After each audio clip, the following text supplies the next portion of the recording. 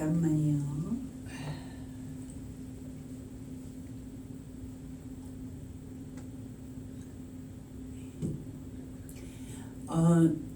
제가 어저께 눈보라를 뚫고 오면서 내가 왜 여기를 와야 될까?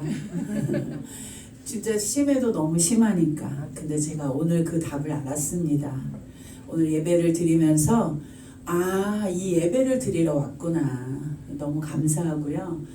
이런 예배를 드릴 수 있는 이 교회에 제가 이제 하나님이 캐나다에서 너 이제 그만하고 미국으로 다시 가라 이러시면 제가 이 교회에 그 성도가 되고 싶습니다. 그럴 정도로 너무 감사한 예배를 드리게 돼서 너무너무 여러분에게 감사하고 또 목사님에게 너무나 감사합니다. 자, 그러면 제가 지금부터 여러분과 함께 하나님의 말씀을 나누도록 하겠습니다. 오늘 제가 여러분과 나누고 싶은 말씀은 누가복음 4장의 말씀입니다. 우리 함께 누가복음 4장 17절, 18절, 19절을 함께 읽으실까요?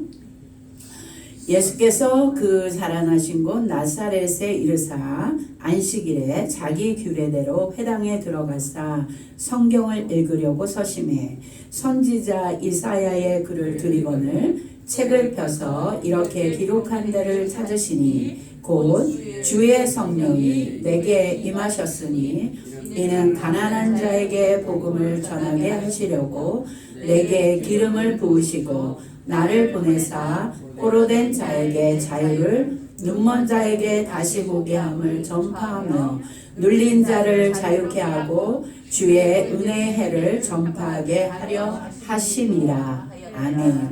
잠깐 기도할까요? 하나님 감사합니다. 제가 여기에 왜 와야 되는지 저는 몰랐습니다. 그러나 하나님은 하나님의 뜻이 있으시고 무엇보다 저에게 기쁨을 주시고 또 소망하기는 우리 이어리 교회의 모든 분들에게 하나님이 기쁨을 주시고 하나님의 위로를 주시고 하나님의 축복을 주시기를 원합니다. 그래서 오늘의 이 말씀이 우리가 하나님 안에 살아가는 정말 하나님이 우리에게 지라고 하신 그 십자가는 참으로 얼마나 귀한 십자가인지 오히려 그 십자가를 짐으로 우리는 얼마나 놀라운 삶을 살게 되는지 하나님께서 오늘 저희들에게 보여주시옵소서.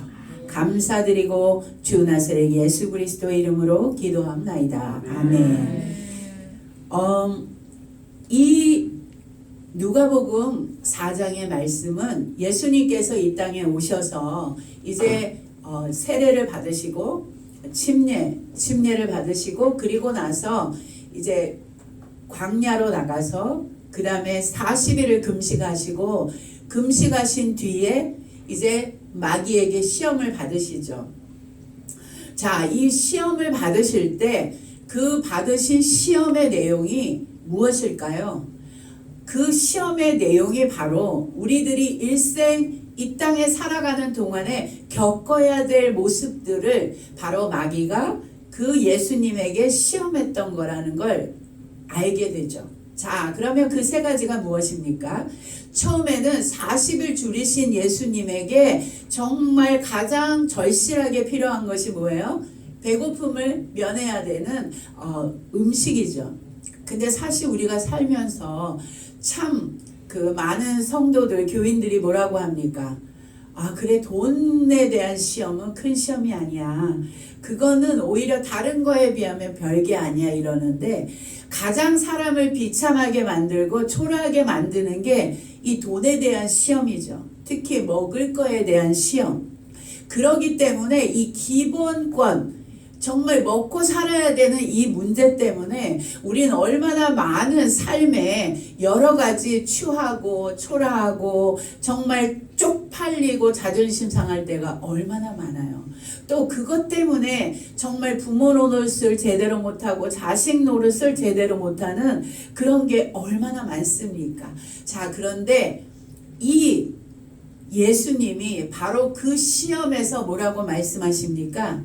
사람이 떡으로만 사는 게 아니라 하나님의 말씀으로 사는 거라고 얘기하시죠. 하나님의 말씀으로 산다라는 이 의미가 정말 모든 것을 이 땅에 살아가는 동안에 이겨낼 수 있는 힘, 그 십자가를 지고 간다는 그 의미가 내가 말씀으로 살아가는 그 몫을 감당하는 것이 그 십자가를 지고 가는 모습이라는 거죠. 자, 그래서 하나님의 말씀으로 그 모든 것들을 이겨내는, 근데 정말로 하나님의 말씀은 어떠한 것도 이겨낼 수 있는 힘을 주신다는 거죠. 배고픈 것뿐만이 아니라 아픈 것도, 분한 것도, 억울한 것도, 그 어떤 것도 이겨낼 수 있는 힘을 주시더라는 거죠. 자, 그 다음에 이 마귀가 그 다음에 시험한 것이 무엇입니까? 높은 곳으로 올라가서, 자, 봐라, 세상 우주 만물을 내가 다 너에게 줄 테니 내게 절하라. 우리가 먹고 사는 일이 해결된 뒤에 또 그 다음에 겪는 시험이 바로 이런 거죠. 자, 우리가 이 땅에 살면서 겪는 정말 갈등 중에 갈등이 뭐예요? 폼나는 거. 다른 사람보다 좀 더 괜찮아 보이는 거. 우쭐거리고 싶은 거. 목에 힘주고 싶은 거. 그런데 그게 잘 안 되다 보니까 정말 세상 살아가는 게 진짜 화나고 속상하고 정말 하나님이 원망스럽고, 막 저는 얼마나 하나님한테 삿대질을 많이 하고 덤비고 악을 쓰고 협박을 했는지 제가 정말 하늘을 쳐다보기가 부끄러울 정도죠. 자, 그런데 바로 이러한 그 자존심, 정말 그 알량한 자존심, 근데 여러분 진짜 자존심은 무엇일까요? 하나님이 나의 주인이기 때문에, 하나님이 내 생명의 주인이고 나의 아버지이시자 아빠이기 때문에, 아버지와 아빠는 너무나 다르잖아요. 그 아버지이며 아빠인 그분, 그리고 그분이 또 내게 뭐라고 하셨죠? 내가 신랑이라고. 그래서 그 신랑 대신, 저는 여자로 태어나서 너무 싫었어요. 우리 엄마가 너무 남녀 차별을 해서, 너무 아들해서. 그 다음에 제가 처음으로 성경을 공부한 대목이 창세기 2장인데, 그 처음으로 성경이라는 그 책을 접하고 성경을 공부하는데 제일 처음에 말하며 배우게 된 게 뭐였냐면, 아내는 남편에게 사모하며 평생을 살으라는 거예요. 너무 기분이 나쁜 거 있죠? 아니, 왜 여자는 남편에게 평생을 사모하며 살아야 돼? 뭐를 잘못했길래? 저는 말씀을 잘 몰랐고 여러 가지 몰랐죠. 그때 제가 중소기업은행 노동조합 여성부장이었어요. 남녀차별, 남녀평등 이런 거를 주장하며 그런 걸 배우며 한창 남자에 대한 막 그 분노를, 적개심을 불태우고 있을 때인데, 그런 성경의 대목을 접해야 되니까 너무 기분이 나쁜 거예요. 아니, 하나님이라고 부르는 하나님이 이런 식이라면 난 이런 하나님은 믿고 싶지 않다. 아니, 어떻게 하나님이 남녀차별을 해? 이런 하나님이라면 안 믿어. 그리고 제가 그 성경 공부를 그 다음에 안 갔어요. 얼마나 다행이에요. 안 그랬다면 제가 지금 캐톨릭 교인이 됐을지도 모르죠. 하나님은 너무 멋지시죠. 그래서 제가 캐톨릭 교인이 되지 않게 하시려고 저를 그렇게 분개하게 하셨던 거죠. 그 다음에 이제 그 하나님이 우리에게 주시는, 그 다음에 제가 벼랑간에 내가 어디 말하다가 여기로 왔지 해가지고 지금 헷갈려가지고 어디로 돌아가야 되지 지금 헷갈렸어요. 나이가 조금 들다 보니까 이렇더라고요. 자, 제가 나이 조금 먹었거든요. 그래서 정말 중요한 게 뭐예요? 사람들 간에 서로 자존심, 그리고 내가 너보단 괜찮아. 겉으로는 겸손한 척 하지만 속으로는 아니야. 난 너보다 괜찮아 하는 이 알량한 자존심 때문에 얼마나 우리들이 마음 아파하고 가슴이 찢기며 누군가를 미워하고 누군가를 증오하고 누군가를 용서하지 못하잖아요. 자, 그런데 그런 가운데 우리 안에 생기는 게 뭐예요? 나 이런 거 잘해, 나 이런 거 열심히 해 하면서 자기의, 나의 의가 생기는 거죠. 그러니까 그 나의 의를 자꾸만 사람들에게 보여줘야 되니까, 그러니까 자꾸만 뭔가 더 노력해야 되고 더 열심히 해야 되고 더 애써야 되고. 제가 그래서 어제 사모님하고 얘기하다가 김선영 목사님에 대한 얘기를 했는데, 제가 그 목사님 설교를 듣고 너무 기분이 나쁜 거예요. 화가 나는 거예요. 아, 저분은 왜 저렇게 하나님께 열심히 한 거야? 왜 저렇게 최선을 다한 거야? 왜 저렇게 죽을 만큼 하나님께 자기의 전부를 드린 거야? 전 그래 본 적이 없거든요. 그러니까 그분이 싫더라고요. 그러면서 제가 하나님, 저 이분 설교 이제 안 들어요. 왜? 자존심이 상하고 내가 죄인 된 것 같은 느낌이 들고, 그러면서 하나님 앞에 내가 너는 걔만큼 못했잖아, 너는 그렇게 안 했잖아 라고 책망 듣는 것 같은 느낌이 드니까 그분이 싫은 거 있죠. 그분이 왜 잘못이에요? 얼마나 훌륭하시고 얼마나 많은 분들에게 정말 은혜를 나누셨던 분인데, 이게 바로 우리들 마음 안에 있는 거더라고요. 근데 바로 이 부분을 사단이 건드리면서 내게 절해. 그럼 내가 이 모든 걸 줄게. 그래서 우리가 누구에게 절해요? 사단에게 절해요. 하나님께 절하지 않아요. 그래서 심지어는 그런 그 유명세를 얻고자, 인기를 얻고자, 그래서 사단에게 자기의 영혼을 파는. 그래서 뭐 레이디 가가라든지 뭐 한국의 유명한 걸그룹, 보이그룹 이런 사람들이 실제적으로 자기의 영혼을 그런 사단에게 파는, 그리고 실제적으로 그런 그 기획사, 엔터테인먼트 기획사에는 실제로 주수를 하는, 실제로 점을 보는 그런 사람들이 그런 회사에 있다는 거예요. 자, 그러기 때문에 우리가 여기에서 하신 말씀이 뭐예요? 예수님이 주 너의 하나님께 경배하고 다만 그를 섬기라.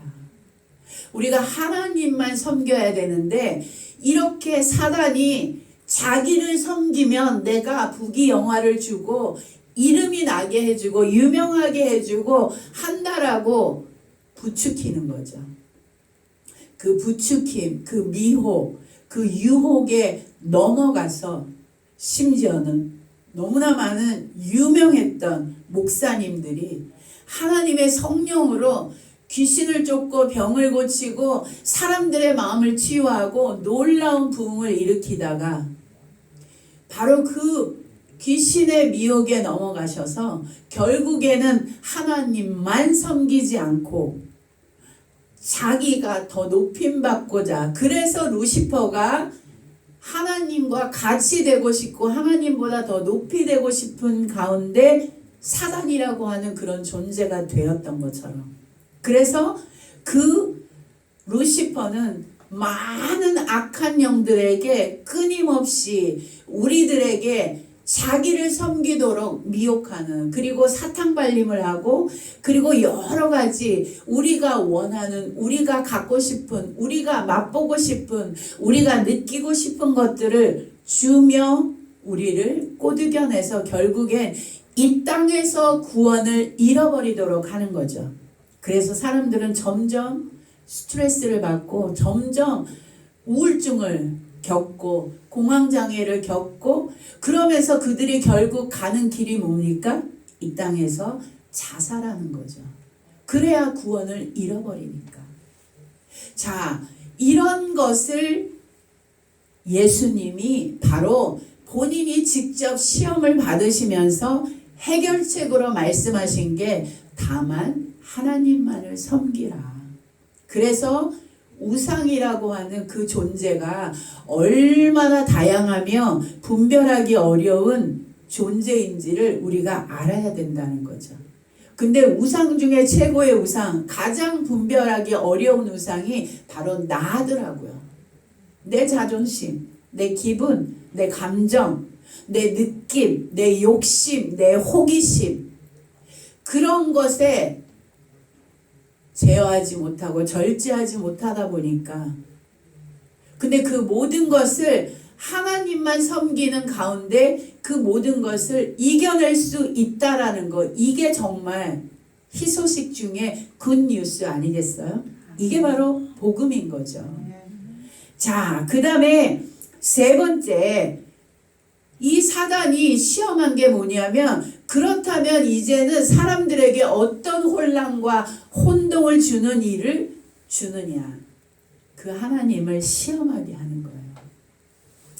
그래서 내가 원하는 기도 제목, 내가 원하는 나의 인생의 설계도, 그런 것을 이제 하나님 앞에 이렇게 해주세요. 이렇게 해주시면 내가 하나님 더 잘 섬길게요. 내가 이렇게 하면 어떻게 할게요 하는데 안 되는 거예요. 그렇게. 그러다 보니까 뭐가 생기죠? 하나님 너무 섭섭해요. 그리고 이제 그런 게 점점 심해지면 하나님 안 계시네 라고 자기가 그냥 다 결정해 버리는 거죠. 결국 거기에 중심에 있는 것은 무엇이죠? 내가 나의 하나님인 거예요. 내가 나의 주인인 거예요. 그렇기 때문에 하나님이 나의 주인이 되시지 못하니까 오히려 내가 주인처럼 하나님을 시험하는, 흔들어대는, 하나님을 오히려 내가 사용하고 이용하고 하려고 하는 그러한 교만이라는 것이 우리 안에 자리 잡더라는 거죠. 여러분들은 교만 그러면 내가 우쭐거리고 잘난 척하고 목에 힘주고 했던 것만 교만이라고 생각하시죠? 진정한 교만은 하나님을 무시하는 거예요. 진정한 겸손은 하나님을 하나님으로 인정하고 존중하는 게 진정한 겸손이에요. 그래서 하나님이 제사보다 순종을 더 귀하다 여기시는 이유가 그 하나님을 존중하니까, 그 하나님을 인정하니까, 그래서 그 하나님을 높이니까, 그게 바로 예배라는 거죠. 참으로 제가 영어를 못하는데 이놈의 영어 이러다가 제가 영어가 저한테 화낼까봐 이분의 영어 때문에 제가 얼마나 고생을 하는지 몰라요. 제가 중학교 1학년 때 영어 선생님이 내 작은 얼굴이 하얘서 이쁘니까 걔만 시키고 나는 새카마니까 제가 별명이 촌배였어요. 나는 안 시키는 거예요. 걔만 시키고. 그래서 제가 중학교 1학년 때 영어 꺾어 접어 안 해. 나 미국 안 가면 되지. 아 근데 제가 미국 사람이 될 줄 누가 알았겠어요. 제가 캐나다 오타와에 살지만 제가 미국 시민이에요. 그런데 이분의 영어가 아직도 제 발목을 잡고 있지만, 그래서 제가 더 그분의 영어, 이분의 영어를 한 번씩 이렇게 사용을 해요. 자, 하나님을 경외한다라는 말을 영어로 fear of God이라고 그래요. 그런데 사탄을 무서워하는 것도 fear of devil이에요. 같은 fear이라는 단어를 쓰는데 하나님께는 그게 경외함, 존경하고 사랑하고 정말 그분을 보면 너무 기뻐서 너무 사랑해서 눈물이 나고 가슴이 떨리고 막 어쩔 줄 모를 정도로 몸둘 바를 모르게, 그게 막 심하면 마치 두렵고 떨리는 마음이 되는 것 같이, 이분에게는 내가 무엇을 드려도 부족한, 무엇을 드려도 정말 내가 흡족하지 않은, 저는 너무나 하나님께 덤비고 못되게 굴었던 악동이었는데 어느 날 갑자기 어떻게 나한테 이런 고난을 주십니까? 해도 너무하지 않아요? 양심이 있어요? 라고 말할 정도로 그랬는데 벼랑간 제가 제 고개가 이렇게 돌려지면서 아니 날 이 정도로 사랑해요? 얼마나 사랑하면 이렇게까지 들볶아대면서 그래서 내가 정말 하나님을 사랑하는 사람이 되게 하려고 이렇게까지 깎고 다듬고 흔들고 바로 세우려고 이렇게까지 하십니까? 전 사실은 25살부터 예수를 믿었어요. 전 그전에는 그냥 한국 사람, 그냥 유교적이고 불교적이고 그리고 너무나도 그 사주팔자에 매여 있는. 그래서 5살 때부터 우리 이모가 너는 25살에 호랑이띠하고 결혼하면 잘 살 거야. 제가 그래서 19살에 제가 7살에 학교를 들어가서 그 학교를 졸업하고 대학을 못 가고 그리고 그때 처음으로 은행이 공개 채용이라는 걸 해서 제가 자랑할 거라고는 이거밖에 없다 보니까 이 부분을 강조해요. 제가 일기 공개 채용으로 들어간 일기예요, 일기.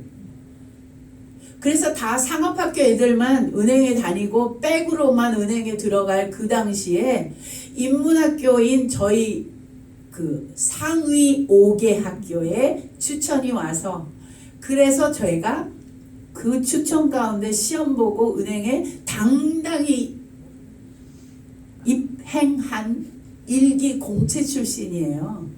자, 그런데 그 은행에 들어가서 왜 또 그 얘기했는지 또 잊어버려갖고 지금 또 헷갈려가지고 제가 원래 이렇게 옆으로 삼천포로 잘 빠져요. 자, 그런데 그러면서 제가 그 은행을 다니고 그리고 이제 그 연애를 하는데 제가 그때 엄청 예뻤어요. 그래가지고 막 길 가다 따라오는 고등학생이 없나 뭐 별별 남자들이 다 그야말로 저보러 이렇게 좋다고 만나자고. 근데 저는 오직 하나. 어떻게 하면 이 남자의 생년월일시까지 음력으로 알아내서 얼른 우리 이모한테 가서 나랑 궁합이 맞나를 물어봐야 되는 거예요. 그럴 때 정말 머리를 잘 써서 그걸 알아낸 다음에 궁합이 안 좋다 그러면 칼같이 헤어지는 거예요.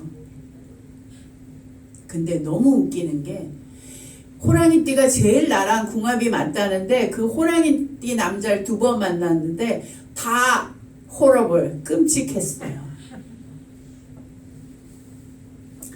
여러분, 저는요 하나님을 그래서 25에 만나다 보니까 너무너무 많은 아픔과 상처와 열등감, 특히 인문학교를 나왔는데 대학을 못 갔기 때문에 갖는 그 열등감이라는 건 인생이 꺾인 것 같았어요.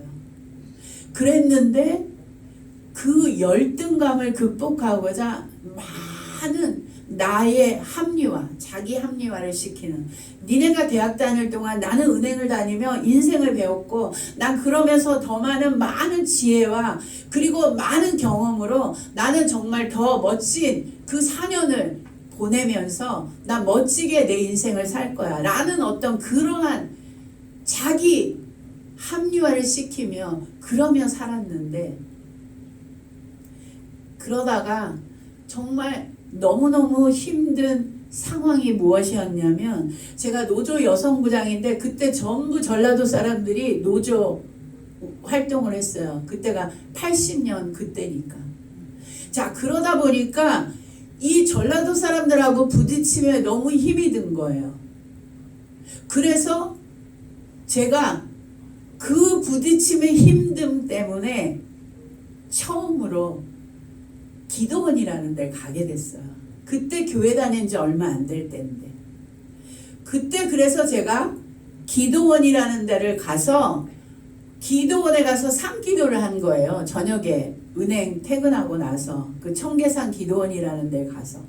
근데 그 청계산 기도원 산에 올라가서 이제 같이 간 언니가 너는 저기 넓은 바위에 앉아서 기도해. 난 여기서 할게. 근데 그 넓은 바위에 자리는 잘 잡고 앉았는데 뭘 기도해야 될지 몰라. 그리고 솔직히 말해서 기도가 뭔지를 모르는 거예요. 어떻게 하는지를 모르는 거예요. 그러니까 제가 하나님이라는 말도 입에 담기 그때 어색할 때였어요. 하나님이라고 부르는 하나님. 저는요, 기도라는 걸 몰라요. 근데 여기 기도하러 왔어요. 참 우습지만. 그래서 저는 제 스타일로 할게요. 그냥 우리 얘기합시다. 그냥 대화합시다. 하면서 그냥 얘기하고 대화하고. 근데 그게 바로 하나님이 저를 이끄신 방법이었던 거예요. 하나님의 어떤 길, 나와는 그렇게 만나주시는. 그래서 저는 점점 그 하나님이 진짜 성경에만 나오는 이야기 속에, 옛날 이야기 속에 그런 할아버지가 아닌 정말 그분이 실존하는 살아계신, 그리고 나랑 얘기할 수 있고 그리고 나랑 교제할 수 있는 분이라는 거를 그냥 삶 가운데 하나님이 제게 알게 하셨어요.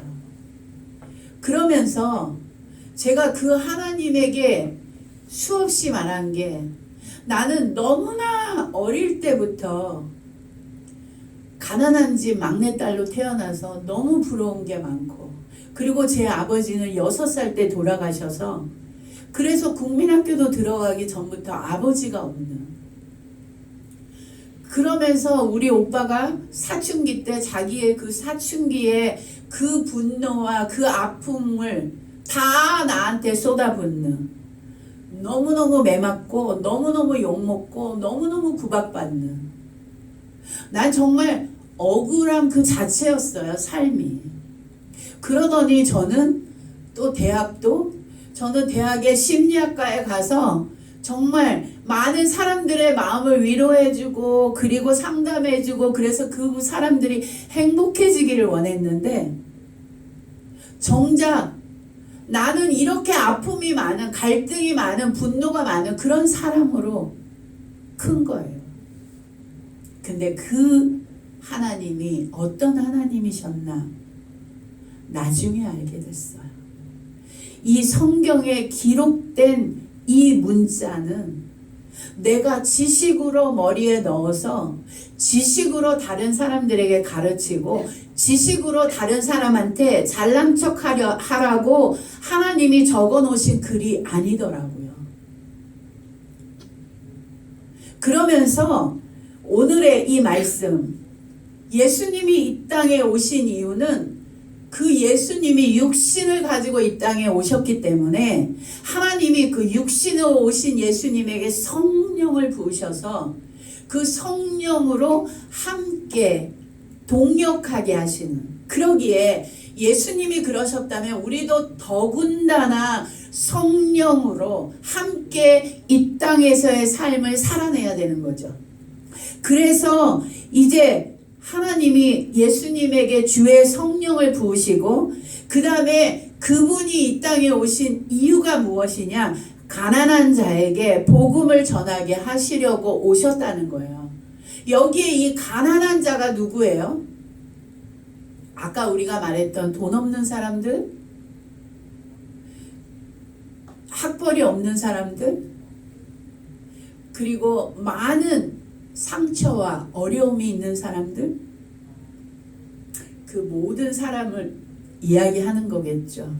그런데 누가복음에서는 예수님이 하신 첫 설교로 이 대목을 기록했고, 마태복음에서는 예수님이 하신 첫 번째 설교로 무엇을 기록하셨죠? 산상수훈. 그래서 심령이 가난한 자는 복이 있나니 천국이 저희 것이며, 여기에 가난한 자라는 말이 또 나오죠. 그래서 이 마태복음에서 말하는 심령이 가난한 자라고 하는 그 가난한 자나 여기서 말하는 가난한 자는 동일한 가난한 자이지 않을까요? 그렇다면 마태복음에서 말하는 심령이 가난한 자라고 말하는 그 가난함의 의미는 무엇일까요? 그 가난한 자가 천국을 갖게 된다는 거예요. 그 가난한 자가 천국이 저희 것임이라는 거예요.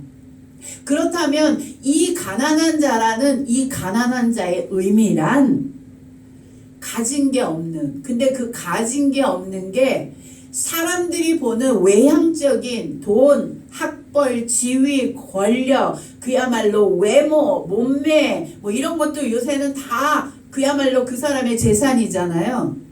그런데 하나님이 말씀하시는 그 가난한 자라는 의미는 그 사람의 마음을 또 다르게 예수님이 무엇이라 표현하셨죠? 옥토반, 돌짝반, 가시반.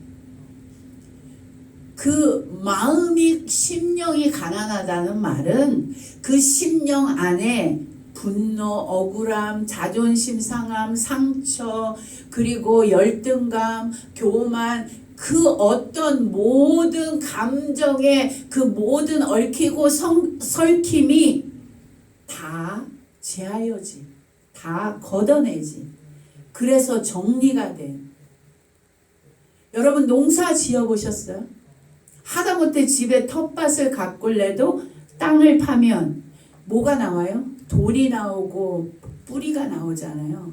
제가 그 청주에 있는 그 기도원에 상기도를 하는데 처음에 그냥 산에 올라가서 하다가 그 다음에 좀 앉아야 되니까 바위에 앉다가 나중에 이제 거기에서 비닐을 뒤집어 쓰고 그리고 기도를 하다가 그 다음에 텐트를 치는데 텐트를 치려니까 산이 이렇게 되니까 이걸 이렇게 깎아서 텐트를 쳐야 되니까 돌을 아니 그 바닥에 땅을 이렇게 좀 그 정돈해야 됐어요. 그냥 우리는 겉에 보기에는 흙이니까 그냥 대충 정돈하고 그냥 이렇게 폴대 박고 그리고 텐트 치면 될 줄 알았는데 땅을 조금 파니까 그 다음에 나오는 게 돌이 나오는데 돌이 요만하니 이렇게 보이는데 안 빠져. 보니까 파고 파니까 이 밑이 이따만한 바위가 있지를 않나. 그 다음에 돌이 있는데 그 돌을 뿌리가 돌돌돌돌 감고 감아서 돌 하나도 그냥 캐내기가 어려운 거예요. 왜? 너무 많은 뿌리들이 엉켜 있는 거예요. 그래서 저희가 그 땅 조금을 파느라 얼마나 어려웠는지 몰라요. 근데 하나님은 이런 삶 가운데 보고 그리고 기억하고 들은 것들로 이 말씀을 풀어서 적용해서 알게 하시더라고요. 마음 안에 그런 식으로 돌이 있어. 거기를 돌을 휘감은 뿌리. 근데 그 뿌리가 어떤 뿌리라고 그러죠? 성경에 딱 한 번 나오는 쓴뿌리 얘기가 있죠. 히브리서에. 그 쓴뿌리가 얽히고 설켜서